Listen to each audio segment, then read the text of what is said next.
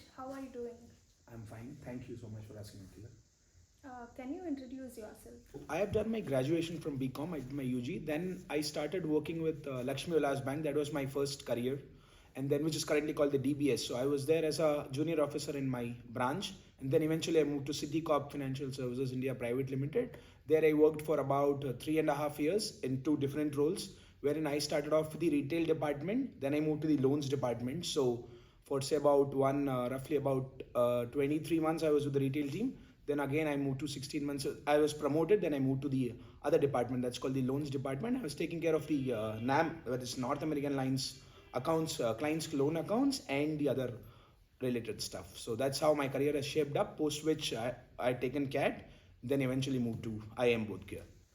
Can you remember your first subject in your first semester?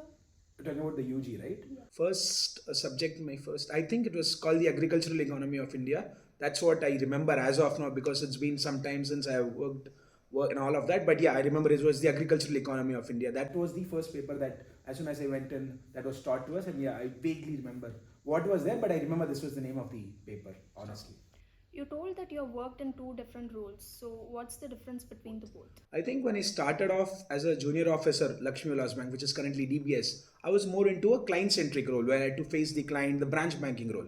But I moved to Citicorp, and both the roles in Citicorp were not focused on clients, but none of them were client-facing since my clients were basically from North America. So in both the roles, I think the being able to handle pressure at all times, being in a branch, everyone knows it's the old traditional style of banking. So we had a role that we had to play wherein we had to don different hats at different points. And in City, it was non-client facing. Though there was no customer standing right in front of you, it was still equally good. And at the same time, you got to learn a lot of things because at all times I was handling retail.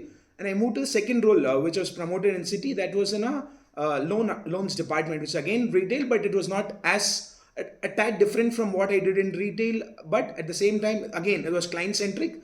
And yes, the major difference I felt was the type of tools I used, what I handled, and how I handled, and a bit more of that. That was the key difference I find. Otherwise, since the organization was the same, the working style was all that I knew and I was familiar with. What happens if a bank fails?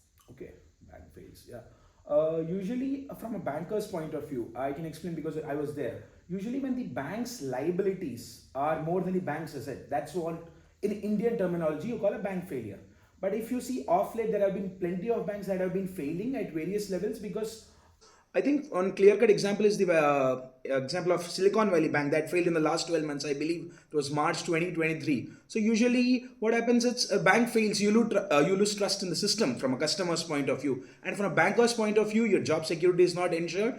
And from the economic point of view, your country collapses because your whole country is dependent on the financial services. And when a big brand fails, it does not project a good image of the brand itself and the trust that customers have, because bank, usually the term itself means you can trust, you can bank on someone. So when that happens, it's not a good sign. And being a banker, I think that's the last thing I will want to have at any point, because at all times if you're able to deliver well and if you're able to spread it, from a banker's point of view, you're able to manage stuff well, then people will also trust. So when a bank fails, I literally believe a chunk of the economy loses trust, and it's hard to, yeah, you can recover, you can redeem, but it's hard to recover very quickly, because by the time you recover, there'll be another one who will be taking over, which is why I believe the acquisitions and major mergers are taking place at various levels in PSUs as well as public sector banks. So bank failing is something that not I would want, or anyone would want for that matter, who knows the system quite well.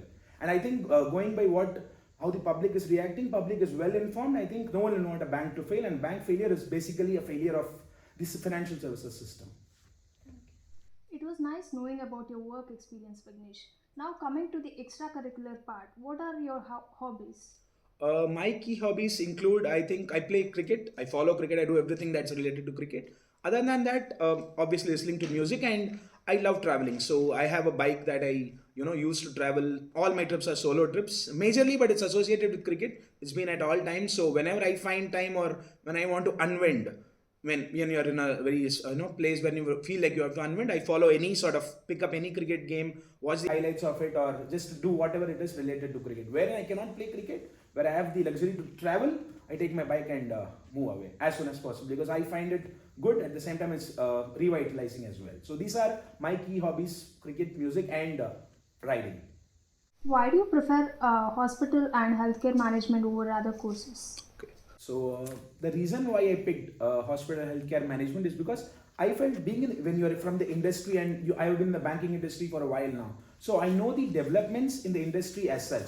And overall, when I was looking at how the healthcare has grown, the hospitals have grown. Maybe you can say post COVID, the hospitals have grown, but the healthcare industry has always been on a takeoff stage. And I think post COVID, it had that push that it needed to achieve to go big. And I've been following growth, say about 20, I think from 2021 July. Looking at the growth and progress, I felt I was inclined towards this, and I really wanted to get into this industry. And I think CAT 2023 and IIM Bodh Gaya's launching this program was an ideal launchpad for me to get into this one, which is why I honestly believed that I wanted to get, and that's why I chose this one. Thank you. It was nice interviewing you, Vignesh. All the best. Thank you so much for your time.